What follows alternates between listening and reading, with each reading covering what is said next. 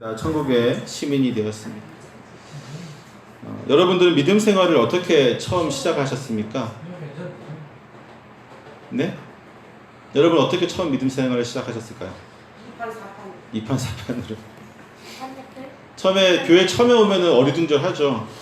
어떻게 해야 될지 모르고 갑자기 사람들이 다 일어서가지고 눈 감고 있다가 갑자기 또 뭐라고 얘기를 하고 찬양을 하다가 또 앉고 그러면은 여러분 어떻게 하셨어요? 처음에는 따라서 했죠. 그쵸, 맞아요. 옆 사람이 어떻게 하나 보고 저렇게 하는 거구나 따라합니다. 눈치가 있는 사람은 금방 하고 눈치가 없는 사람은 좀 오래 걸리죠. 우리가 신앙생활을 할 때에도 정말 잘 할 수 있는 방법이 무엇이냐면 정말 믿음에 좋은 사람을 우리 주변에서 보고 그 사람을 따라하는 게 우리에게는 굉장히 좋은 경험이 되어질 수 있습니다. 이 사도 바울은 사도로서의 자신의 삶을 본받으라고 오늘 우리에게 말씀하고 있습니다. 또한 더불어서 자신들의 삶을 본받은 사람들의 모습을 주의 깊게 눈여겨보라고 또한 얘기하고 있습니다. 바울은 그 자신이 본받으라고 하는 것은 단순히 자신의 성품이나 그 업적을 의미하는 것이 아닙니다. 그는 자신의 사도로서의 삶, 즉 진리를 온전히 전하며 그 진리대로 행하는 삶의 모습을 지금 성도들에게 본받으라고 이야기하고 있는 것이죠. 즉 우리가 누군가를 본받는다고 했을 때 교회 안에서 저분을 본받아야겠다 하잖아요. 그러면 그분의 성격이라든지 외모라든지 어떤 하고 다니는 모습을 본받는 것이 아니라 그가 믿음으로 어떻게 삶을 이루어 나가는지, 하나님 앞에서 그 진리의 말씀을 어떻게 싸우며 나아가는지를 본받아야 된다는 것이죠. 사도로서의 삶은 항상 진리와 함께 하였던 것을 볼 수 있습니다. 사도는 예수님이 이 땅을 떠나신 이후에 예수님이 전하여 주시고 또 깨닫게 하여 주신 진리의 말씀을 온전히 수호하고 또 바르게 전하는 사람들이었습니다. 때문에 사도의 삶을 본받는다는 것은 진리를 통한 삶을 살고자 하는 것을 의미합니다. 우리나라 성경에는 번역되지 않았지만 17절과 18절 사이에 어떤 단어가 있냐면 왜냐하면이라는 단어가 있어요. 우리나라 성경에는 번역되지 않았습니다. 이 왜냐하면이라는 단어가 빠져 있는데 때문에 이 단어를 넣어서 17절부터 20절 말씀을 연결해 보면 이렇게 말할 수 있어요. 제가 말씀드립니다. 나를 본받으라. 왜냐하면 그렇게 함으로써 너희는 십자가 및 주 예수 그리스도의 강림에 대한 진리와 조화를 이루는 삶을 살 것이기 때문이다 라고 이야기했어요. 더 쉽게 제가 설명해 드리면 십자가에 대한 온전한 진리와 예수 그리스도의 재림에 대한 참된 진리를 바르게 파악하고 이해하고 있을 때에 우리는 예수 그리스도 안에서 하나님 나라의 시민으로서 참된 모습을 나타내 보일 수가 있다는 것입니다. 이 두 가지가 온전하지 않으면 우리는 하나님 앞에서 하나님 나라의 시민으로서의 모습을 세상 사람들에게 드러내 보일 수가 없다는 것, 온전히 나타내 보일 수가 없다는 것입니다. 이 두 가지 중은 하나님 앞에서 우리가 십자가로 구원받은 이 십자가 사건입니다. 십자가의 놀라운 은혜입니다. 이것을 온전히 기억해야 되고, 두 번째로는 다시 오실 그 예수 그리스도를 온전히 기억하는 겁니다. 그분의 오심을 날마다 기억하면서 날마다 기대하면서 살아가는 것이 천국 시민의 모습인 것이죠.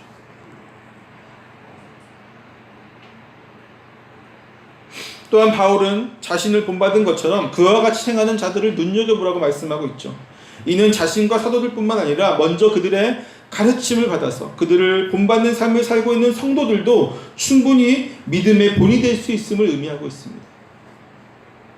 우리가 믿음을 가지고 신앙생활을 할 때에 무엇을 보고 믿음을 온전히 세워갈 수 있을까요? 우리의 믿음을 온전히 세워가는 것은 무엇일까요? 물론 기본은 말씀일 것입니다. 성경은 하나님이 우리에게 구원에 이르게 충분한 말씀을 기록한 책입니다. 우리가 오후에 웨스트민스터 소요리문답 2문과 3문을 하는데 2문과 3문이 바로 이 말씀이에요. 성경이 우리에게 그러한 것을 충분히 제공해주고 있다는 것이 2문과 3문입니다. 때문에 이 성경 말씀은 우리에게 신앙생활과 하나님을 온전히 섬기는 데 참된 지식이 될 수 있을 것입니다. 그러나 사실은 이것만으로 부족합니다. 즉 말씀만으로는 우리가 믿음과 신앙생활에 대하여 완전히 깨닫고 행함에 있어서 부족하다는 것입니다. 왜 그럴까요? 이것은 성경 말씀이 불완전하다는 뜻이 아닙니다. 성경은 완전합니다. 성경은 완성되어진 것이고 하나님께서 완전한 것을 우리에게 주셨어요. 단지 문제는 무엇이냐면 우리가 문제라는 것이죠. 다만 우리가 연약하고 부족하기 때문에 성경을 이해하고 깨닫는 것에 대해서 부족함이 존재한다는 것입니다. 예를 들어서요, 저와 저희 세운교회 모든 성도들이 성경 공부를 이제 가을부터 하려고 하는데, 모두 모여서 똑같이 성경 공부를 한다고 생각해 봅시다. 똑같은 성경 본문을 가지고 같이 모여서 같은 시간에 같이 그 본문을 읽었어요. 읽고 나서 깨달은 바들을 서로 나눈다면 그 깨달은 것이 또 알고 있는 깊이와 이해가 다 동일할 수 있을까요? 그렇지 않다는 겁니다. 누군가뿐만 아니라 모두가 다 다른 깨달음을 얻을 수 있고 다른 깊이와 이해가 있을 수 있다는 겁니다. 때문에 기독교 전통은 먼저 믿는 사람의 본을 따르는 것을 적극적으로 권장을 합니다. 먼저 믿고 그 대신 바르게 믿는 것이죠. 먼저 바르게 믿고 있는 성도를, 또 믿음의 선배를 보면서 나도 저렇게 돼야 되겠다, 나도 저 모습을 따라가야겠다, 이것을 적극적으로 권장하는 것이 기독교의 전통이 되었습니다. 이러면서 우리가 말씀을 통해서 우리 이론적인 것을 온전히 알게 됐다면 그 사람의 말씀을 육체화해서 온전히 행하는 그 모습을 보면서 우리는 우리의 신앙을 완성시켜 나가는, 좀 더 신앙을 다듬어 나가게 되는 것이죠.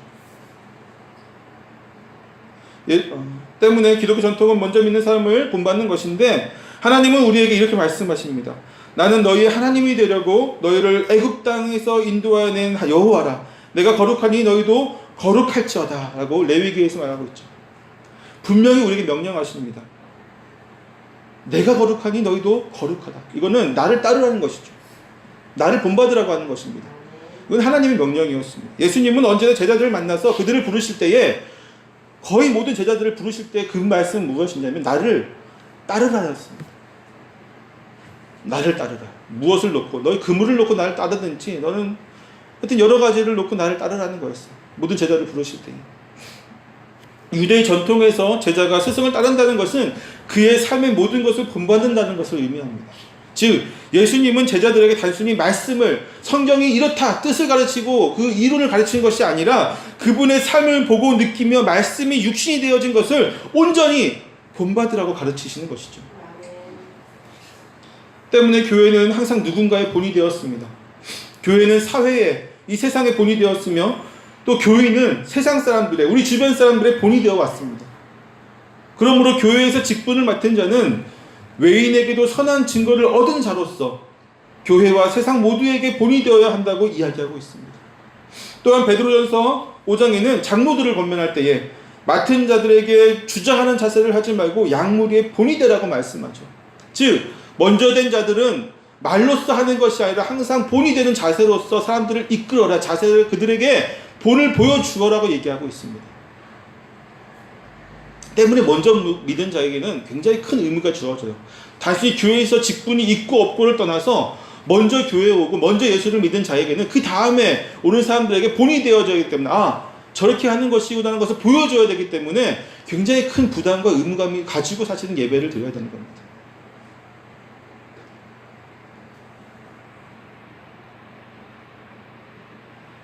바울은 이 본을 받으란 말을 자주 즐겨 사용하였습니다. 데살로니가 교인들을 향하여는 너희는 많은 환난 가운데서 성령의 기쁨으로 말씀을 받아 우리와 주를 본받는 자가 되었으니 그러므로 너희가 마게도냐와 아가야에 있는 모든 믿는 자의 본이 되었느니라 하고 칭찬의 말씀을 하였고, 또 자신이 하나님께 국류를 입은 까닭에 대해서 설명할 때에 예수 그리스도께서 내가 먼저 일체 오래 참으심을 보이사 후에 주를 믿어 영생 얻은 자들에게 본이 되게 하려 하심이라고 설명하고 있습니다. 또한 어린 디모데에게는 누구든지 내 연소함을 업신여기지 못하게 하고 오직 말과 행실과 사랑과 믿음과 정절에 있어서 믿는 자들에게 본이 되라고 권면을 하고 있죠.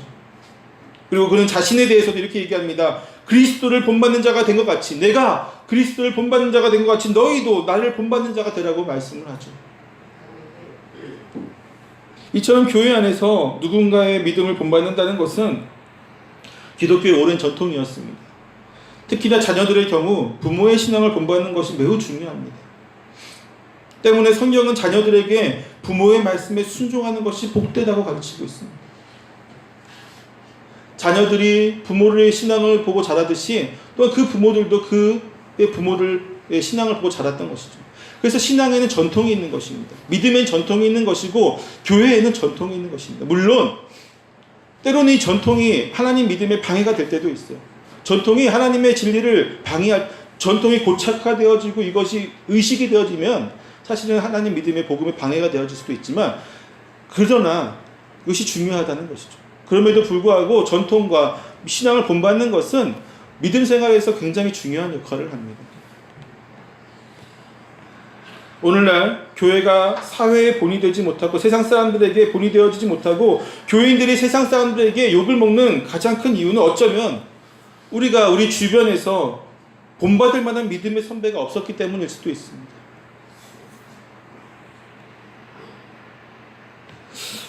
이제 바울은 자신과 믿음의 선배들의 본을 따라 살아가는 사람들, 즉 하늘의 시민권을 가지고 살아가는 성도들과 땅에서 살아가는 사람들에 대하여서 비교하면서 말씀을 전하고 있습니다. 하늘나라의 시민권을 가지는 사람은 그리스도의 십자가 은혜로 살아가는 사람들을 말합니다.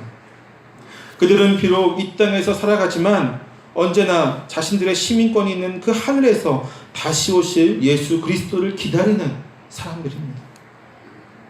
왜냐하면 그들이 이 땅에서 살아가는 것은 거류민이 되고자 하는 것이 아니라 나그네의 삶이요 타향의 삶이기 때문이죠. 그래서 우리가 이 땅에서 힘든 겁니다. 그래서 우리가 이 땅에 살아갈 때에 완전한 행복을 못 느끼는 거예요. 예수 그리스도의 은혜 때문에 우리가 행복을 느끼고 기쁨이 있지만 온전해질 수가 없어요. 왜? 타향살이가 힘들잖아요. 나그네의 삶이 힘들잖아요. 그것이 우리가 이 땅에 살기 때문에. 우리가 온전한 삶을 사는 것이 어딜까요? 우리의 본향을 갔을 때죠. 우리의 본향. 그러나 땅에서 살아가는 사람들은 그리스도의 십자가의 원수로 살아가는 사람들이라고 이야기하고 있습니다. 그리고 그 결과는 멸망밖에 없다라고 분명하게 전하고 있습니다. 바울은 그리스도의 십자가의 원수, 즉 그리스도의 십자가 능력을 부인하는 사람들의 특징에 대해서 다음과 같이 설명합니다. 첫째로 그들은 배를 자기의 하나님으로 삼고 살아가고 있습니다. 더 자세히 설명한다면 그들은 자신의 욕심을 채우는 것을 위해서 살아가는 사람들을 의미합니다. 이것은 세상에서 하나님의 영광을 위해서 살아가는 그리스도인과 분명한 대조를 이루는 모습입니다. 예수 그리스도의 십자가의 구원을 부인하고 오직 자신만을 위해서 살아가는 이들에게 있어서 자신의 만족과 필요 외에는 그 어떠한 권위도 그들은 인정하지 않는 것이죠. 그들은 자신의 욕망이 지시한 대로 살아갑니다. 자신 욕구가 이뤄내는 대로 살아가는 사람들을 이야기합니다. 때문에 이 세상을 사랑하는 이들에게는 하나님의 사랑이 절대로 들어갈 수 없는 것입니다. 그들의 사랑은 이미 이 땅에 모든 것이 들여졌기 때문에, 그들의 사랑은 이미 자신 욕구와 자신의 바라고 있는 이 땅에서 이루고자 하는 욕망을 가득 채워졌기 때문에 어떠한 말씀도, 그 어떠한 하나님의 사랑도 그 가운데 들어갈 수가 없게 되는 것입니다. 둘째로 그들은 자기네 수치를 영광으로 삼는 자들입니다. 그들이 부끄러워해야 할 것들을 자랑으로 여기는, 또 자랑으로 생각하는 사람들이라는 겁니다. 그들의 가치관은 정죄받아 마땅한 것을 오히려 정당화하며 자랑하기까지도 하는 사람들입니다. 반대로 바울은 어떤 사람이었냐면요, 그리스도 예수를 자랑하는 일에 완전한 열심을 가지고 있던 사람이었습니다. 그가 본문 3절에서 또한 7절에서 12절 말씀을 보게 되면 그가 얼마나 예수 그리스도를 자랑하는 일에 열심을 다하는지를 분명히 보여주고 있습니다. 십자가 보혈의 은혜 아래 살아가는 사람은 오직 예수 그리스도를 자랑하는 일 외에는 그 가치를 부여하지 않는 것이죠. 그러나 땅의 것을 사랑하는 자들은 세상의 헛된 것과 허망한 것을 자랑하며 심지어는 매우 부끄러운 일을 행하고도 오히려 자랑하고자 합니다. 한마디로 그 사람들은 부끄러움을 모르는 사람들이라는 것이죠. 여러분, 술을 많이 먹는 것이 자랑이 될 수 있겠습니까? 세상에서 많은 나의 이성들을 만나고 그들과 교제하는 것이 나의 자랑이 될 수 있겠습니까? 누군가를 괴롭히고 힘들게 하는 것이 자신의 자랑이 될 수 있겠습니까? 대형 교회를 자식에게 세습해 놓고 그것이 우리 교회의 자랑이라고 설교하는 목사가 있습니다. 이것이 자랑이겠습니까? 그렇지 않다는 것이죠. 교회의 성도들에게 성적으로 굉장히 부끄러운 짓을 했음에도 불구하고 흠 있는 목사가 흠 없는 목사보다 더 정감 있지 않냐고 하는 어이없는 설교를 하는 목사가 있습니다. 이것이 자랑이 될 수 있습니까? 이러한 자들은 정말로 부끄러움을 모르는 사람들이면서 자기의 수치를 영광으로 삼는 정말로 파렴치한 사람들입니다. 그런데 오늘날 이 땅 위에 이렇게 파렴치한 사람들이 너무나도 많다는 것입니다. 제가 방금 전에 이야기했던 이 자랑들을 행하는 사람들 보지 않았습니까? 없는 얘기를 제가 한 것입니까? 그렇지 않다는 것이죠. 우리의 주변에 보면 술을 많이 먹는다고 자랑하는 사람이 있습니다. 내가 많은 여자와 많은 남자를 만나고 다녔다고 자랑하는 사람이 있습니다. 누군가를 괴롭혔다고 자랑하는 사람이 있습니다. 누군가를 빼앗았다고 자랑하는 사람이 있습니다. 교회를 세습했다고 자랑하는 목사가 있고, 성적인 수치심을 느끼게 하는 행동을 해놓고 자랑하는 목사가 있습니다. 교인들 간에 부끄러운 모습을 해놓고 자랑하는 사람이 있다는 말입니다. 우리 주위에 이런 사람들이 너무나도 많이 있다는 것입니다. 부끄러움을 모르는 사람들이. 왜? 그들에게는 십자가가 없기 때문입니다. 비록 그들이 예수 그리스도를 믿는다고 입으로는 고백할지언정 그 마음에 십자가가 없기 때문입니다. 그렇기 때문에 부끄러움을 모르는 거예요. 나를 위해 죽으신 그분을 모르기 때문에, 그분을 온전히 깨닫지 못하기 때문에, 그분이 내 마음속에서 온전히 있지 못하기 때문에 그들은 부끄러움을 모르는 겁니다. 파렴치한 사람이 되는 겁니다. 사랑하는 성도 여러분, 이러한 것을 자랑하는 사람은 결코 하나님 나라에 들어갈 수가 없습니다. 셋째로, 그들은 오직 땅의 것만을 생각하는 사람들입니다. 그들에게 있어서 하늘의 것은 미련한 것이며, 하늘의 시민으로 이 땅에서 살아가는 성도들은 미련한 사람일 뿐입니다. 왜냐하면 그들에게 중요한 것은 미래나 눈에 보이지 않는 하늘나라 혹은 하나님이 아니라 현실적으로 이 땅에서 이루어진 것들이기 때문이죠. 그들은 이 땅에서 모든 것을 걸고 살아가며 이 땅에서 이룩한 것을 누리는 것을 목표로 살아가는 사람들입니다. 지난주 설교를 기억하십니까? 지난주 설교 때 제가 부자 청년에 대해서 말씀을 드렸어요. 이 부자 청년이 예수님께 와서 영생을, 제가 어떻게 하면 영생을 얻을 수 있겠습니까? 라고 말씀을 묻죠. 예수님께서 뭐라고 대답하냐면, 하나님 말씀을 지켜라. 이런 율법들을 지켜라. 다 지키고 있습니다. 네가 한 가지 부족한 것이 있다. 무엇이냐면 내 재산을 팔아서 사람들에게 나누어줘. 넌 나를 따르라. 이 말씀을 들은 부자 청년은 어떻게 하죠? 근심하여서 고민하면서 돌아가죠. 왜? 왜냐하면 재산이 많았기 때문에. 이 청년은 예수님께 영생에 대해서 이야기를 했지만 그 영생의 참된 의미는 무엇이었냐면, 내가 이 땅에서 재산이 많은데, 누리고 있는 것이 많은데, 내가 기득권층인데 이것을 얼마나 오랫동안, 정말 영원토록 내가 이것을 어떻게 누리면서 살아갈 수 있겠습니다라는 자신의 그런 욕심에 대한 질문이었습니다. 땅에서 살아가는 사람들이 바로 이러한 사람들이라는 거예요. 이 땅의 것을 사랑하는 사람들이 모두 이렇게 살아갑니다. 때문에 이들은 살아가는 동안 모든 것이 불안합니다. 모든 순간들이 불안하게 살아갑니다. 가진 것으로 인해서 불안해하고 살아가고요. 가지지 못한 것을 때문에 또한 불안해하고 살아갑니다. 그들에게는 오직 이 땅의 것밖에는 없지만 그럼에도 불구하고 이 땅에서 살아가는 동안에 평안을 누리지 못하는 것이 그들입니다. 바울은요, 이들과 정반대편에 선 것이 바로 우리라고 이야기합니다. 왜냐하면 우리에게는 천국에 하늘의 시민권이 있기 때문이라고 이야기하고 있습니다. 여러분, 시민의 정의가 무엇인지 아십니까? 굉장히 그런 여러 가지 책들마다 정의가 다양하게 나와 있어요. 다 틀리게 나와 있는데, 단순하게 이제 그것들을 종합해서 이야기하면 시민이란 단순히 시민권을 가지고 있는 사람을 의미하는 것이 아닙니다. 시민은 좀 더 적극적으로 정치에 참여하는 사람이고 자발적이고 주체적으로 공공정책 결정에 참여하는 사람입니다. 또한 그 모든 결정과 참여에 책임감 있게 임하는 사람이죠. 즉 그 나라가 하고 있는 일에, 또 그 나라가 나아갈 일에 대해서 적극적으로 참여하고 의견을 타진하고 또한 거기에 대한 책임을 지는 사람이 바로 시민이라는 것이죠. 그래서 이것을 다른 말로 하면 시민의식이라고 하는 거예요. 시민의식. 근데 오늘날 우리가 보십시오. 시민의식을 갖고 있는 사람이 있는 반면에 시민의식이 전혀 없게 살아가는 사람이 있습니다. 시민은 단순히 수동적으로 살아가는 사람을 이야기하는 것이 아니에요. 그가 속한 나라와 시민들의 권익을 위해서 적극적으로 생각을 주장하는 사람인 것이죠.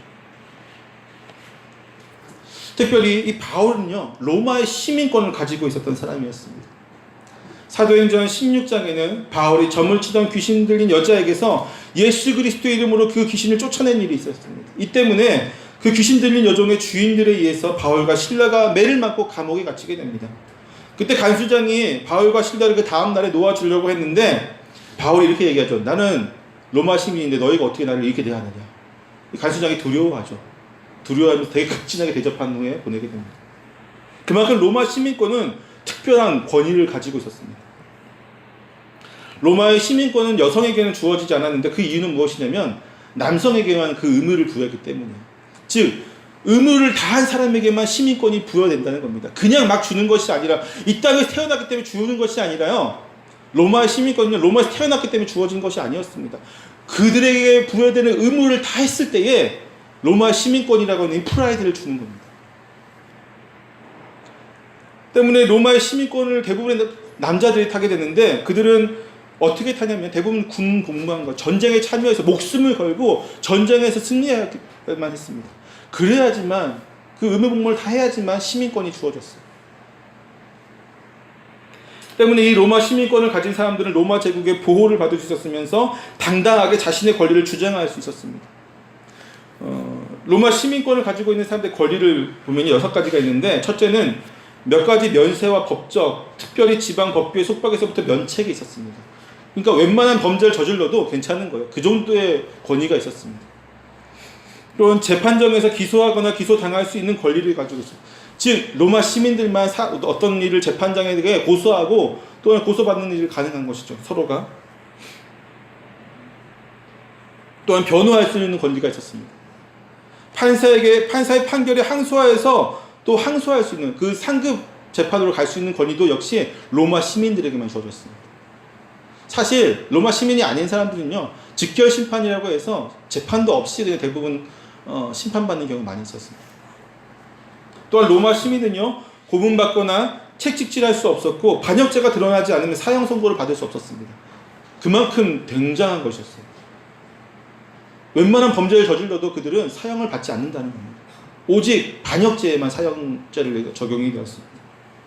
반역의 혐의가 있다면 로마 시민은 혹시나 그 혐의가 있는데 또 반역 혐의 때문에 사형을 시키는 것도 그냥 되는 것이 아니라 로마 시민은 무조건 로마까지 어떠한 곳에서 반역을 저질러도 로마 제국이 굉장히 크잖아요. 아프리카부터 해가지고 아시아까지 이르는 그 거대한 제국에서 무조건 로마까지 가야 됩니다. 로마에서만 그 심판할 수가 있었어요. 재판을 로마에서만 할 수 있었다는 것이죠. 그만큼이 로마의 시민권은 굉장한 프라이드도 있었지만 권리도 있었습니다. 물론 이 로마의 시민권을 얻기 위해서 그들의 의무는 굉장히 혹독한 것이었죠. 그만큼 목숨을 걸고 나라에 충성하고 헌신을 해야지만 이 로마의 시민권을 얻을 수가 있었다는 것입니다. 그런데 바울은요 로마의 시민권을 나면서부터 가지고 있다고 얘기해요. 바울은 그러나 로마의 시민권보다 하늘의 시민권을 더 중요하게 생각하였습니다. 왜냐하면 하늘의 시민권을 가지고 있는 권리가 더욱 좋은 것이었기 때문이었죠. 로마의 시민권은 그를 이 땅에서 좀 더 안전하게 지켜주지만 하늘의 시민권은 우리를 영원히 안전하게 지켜주기 때문입니다. 그리고 바울은 하늘의 시민권을 가지고 있으면 다시 오실 예수님께서 만물을 복종시키는 권능으로 우리를 비천한 몸을 변화시켜서 자기의 영광스러운 몸과 같은 모습이 되게 할 것이라는 약속의 말씀을 전해 주시죠. 단순히 이 땅에서 연약한 육신을 갖고 있는 것이 아니라 다시 오실 그분이 그 권능으로 만물을 변화시킬 그 권능으로 우리를 변화시킨다는 것입니다. 완전하게 우리를 완전한 그 모습으로 변화시킨다는 것이죠. 이것은 오직 하늘나라의 시민권을 가진 우리에게 주어진 하나님의 아주 특별하신 선물인 것입니다. 때문에 이 시민권을 가진 사람은 멸망을 당하지 않습니다. 또한 하늘의 소망을 두고 살아가는 사람들이며 오직 하나님의 영광을 위해서만 살아가는 사람들입니다. 사랑하는 성도 여러분, 여러분은 어느 나라의 시민권을 가지기를 원하십니까? 그렇다면 하나님 나라의 시민으로 합당하게 살아가시기를 축원합니다. 썬데이 크리스찬과 같이 주일에만 잠깐 얼굴을 비치는 것은 하나님 나라의 시민의 모습이 아닙니다. 세상을 욕심을 추구하면서 양심을 팔아서 살아가는 것은 하나님 나라 시민의 할 모습이 아닙니다.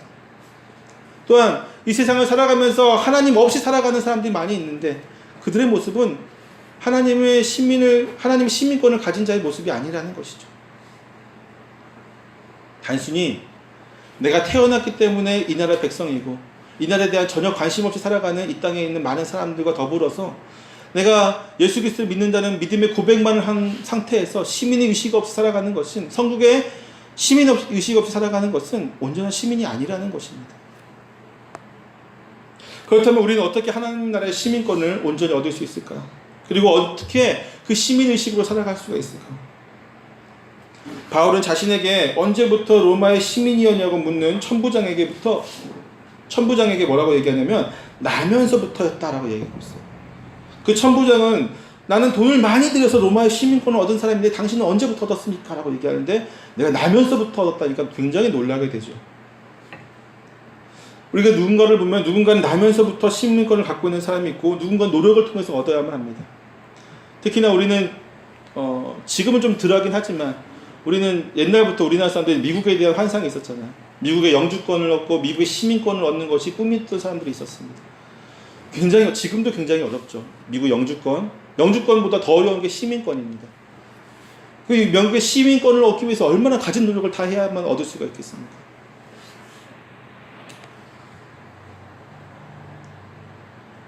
우리는 그러나 하나님의 시민권을 어떻게 얻을 수 있을까요? 하나님의 시민권은요, 이 두 가지가 다 필요해요. 나면서부터 얻는 것이잖아요. 또 우리가 노력해야만 얻을 수 있는 것입니다. 먼저는 하나님의 선택이 있어야만 한다는 것이죠. 로마서 8장 29절 30절 말씀을 보면요, 이렇게 말씀합니다.